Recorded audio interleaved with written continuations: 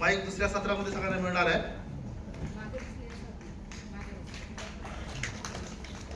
सगळ्यांनी एकदा जोरदार सांगायचं, फक्त आवाज येतोय का? येतोय का आवाज? हो येतोय. आवाज येतोय? हो. बर, आता आवाज येत असेल तर मान्यवरांसाठी आपण जोरदार टाळ्यांचा एकदा आवाज करायचा आहे. या सगळ्या मान्यवरांमुळे खऱ्या अर्थानं लोकशाही काय असली पाहिजे, लोकशाही काय असावी, लोकशाही कशाला म्हणायचं, आणि या भारतामध्ये खऱ्या अर्थानं लोकशाही कशी ओळखली जावी, कशी लोकशाही असायला पाहिजे, आणि कशी लोकशाही आपल्याला माहिती आहे, कशी लोकशाही आपल्याला माहिती व्हायला पाहिजे, या दृष्टिकोनातून आजची ही जी परिषद आपण नागपूर शहरामध्ये आयोजित केलेली आहे, आणि या परिषदेच्या निमित्तानं मंचावर बसलेले सर्व जे मान्यवर आहेत त्या मान्यवरांनी आपल्याला विषयाच्या अनुषंगाने प्रातिनिधिक भूमिका मांडत असताना बऱ्याच काही गोष्टी सांगितलेल्या आहेत. परंतु हे सगळं ऐकत असताना आपल्या सगळ्यांच्या लक्षात आलं असेल की मान्यवर जरी धर्माचे प्रतिनिधी असले तरी त्यांनी भूमिका मांडत असताना धर्माच्या दृष्टिकोनातली भूमिका आणि लोकशाहीच्या दृष्टिकोनातली भूमिका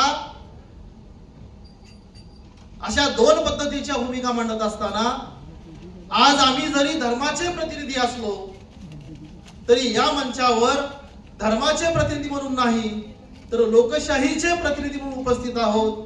ही मांडलेली जी भूमिका आहे ती भारताला खऱ्या लोकशाहीची ओळख करून देणारी भूमिका आहे. म्हणून आपण टाळ्या वाजवून मान्यवरांचं अभिनंदन करूया, स्वागत करूया.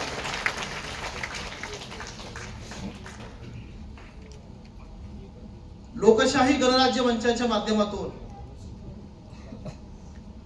दुसरी राज्यस्तरीय ही जी गणराज्य परिषद या ठिकाणी होत आहे, आणि महाराष्ट्राच्या मुंबई, कोकण, पुणे, नाशिक, संभाजीनगर, अमरावती,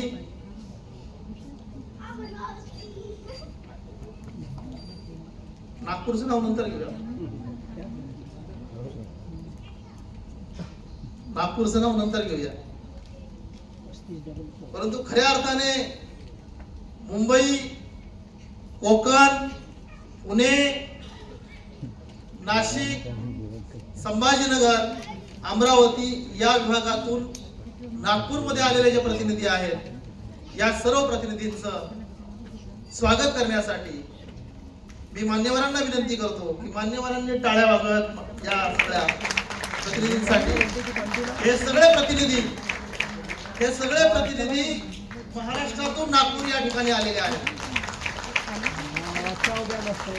मान्यवरांनी आपलं स्वागत केलेलं आहे. असं स्वागत मी सांगतो कुठल्याही मंचावर अशा पद्धतीने आपलं झालेलं नाही.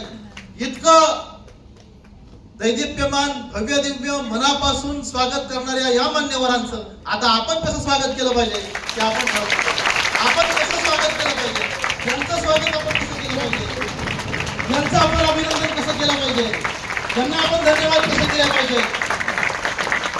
ही जी लोकशाही आहे ही लोकशाही या ठिकाणी करण्यासाठी, ही लोकशाही आपल्याला माहिती करून देण्यासाठी आपण हे केलेले जे स्वागत आहे यासाठी आपल्या सर्वांना धन्यवाद. आपण